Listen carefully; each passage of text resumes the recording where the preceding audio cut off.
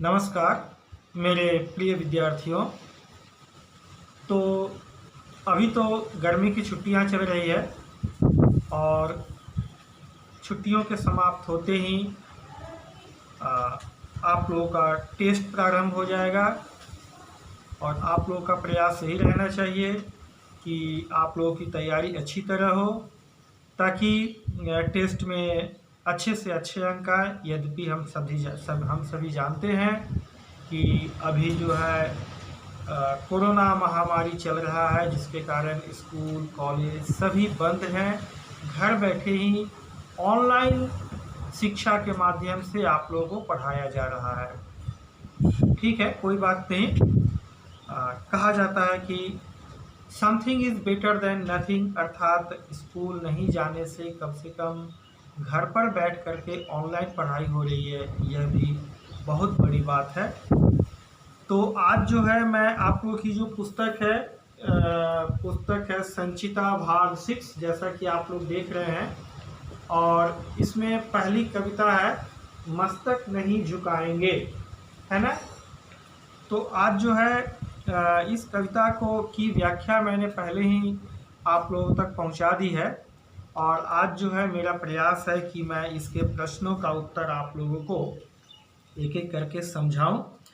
मैं जो है प्रश्न पढ़ता जाऊंगा और इसका उत्तर भी आप लोगों को बताऊंगा ताकि आप लोग इस वीडियो को बार बार सुने और उत्तर को लिखने का प्रयास करें, जिससे कि लेखन अभ्यास, इसके साथ साथ लिखावट की सुंदरता और मात्रा संबंधी अशुद्धियों पर भी आप लोगों का ध्यान जाए, यानी कि भविष्य में आप लोग ऐसी कोई गलतियां ना करें। तो चलिए, पहला प्रश्न है, यह कविता किसे संबोधित करके लिखी गई है? तो उत्तर है, यह कविता भारत के वीर सपूतों को संबोधित करके लिखी गई है। जैसा कि यहाँ पर कहा गया है, हम प्रभात की नई किरण है। यहाँ हम से मतलब है भारत के वीर सपूत। अच्छा, दूसरा प्रश्न है, इस कविता के रचयिता कौन है? स्वाभाविक है, आप लोग जानते हैं कि इस कविता के रचयिता राष्ट्र कवि श्री रामधारी सिंह दिनकर जी हैं। मेरा तीसरा प्रश्न है, धीर वीर गंभीर कौन है? धीर वीर गंभीर कौन है? तो उत्तर होगा, धीर वीर गंभीर नवीन, यानी कि आज़ाद भारत के सैनिक हैं।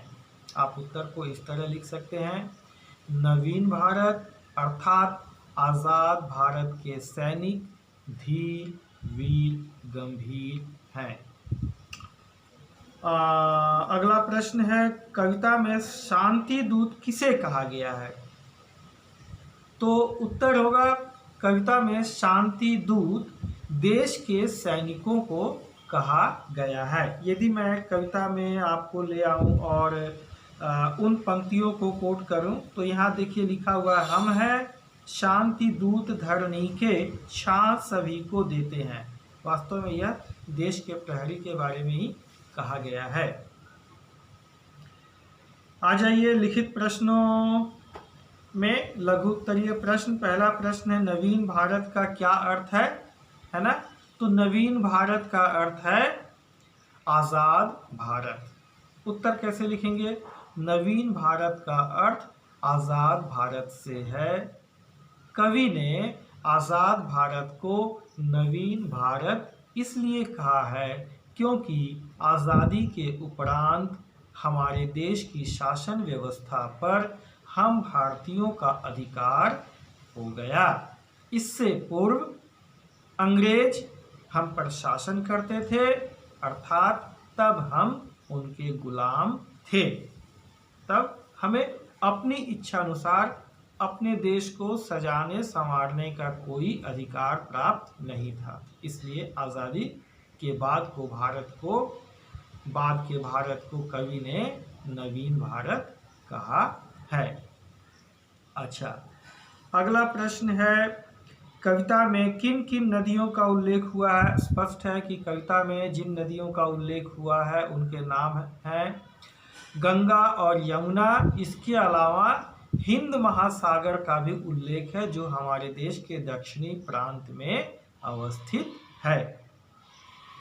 आ जाइए अगला प्रश्न, भारत के नौजवान किसके वंशज हैं?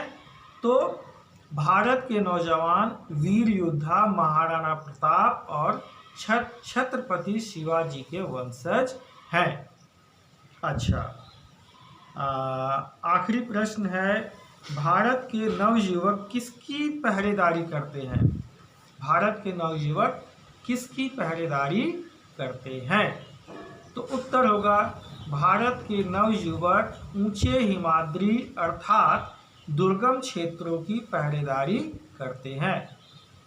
वास्तव में उनके लिए कोई भी कार्य असंभव नहीं है। धन्यवाद बच्चों।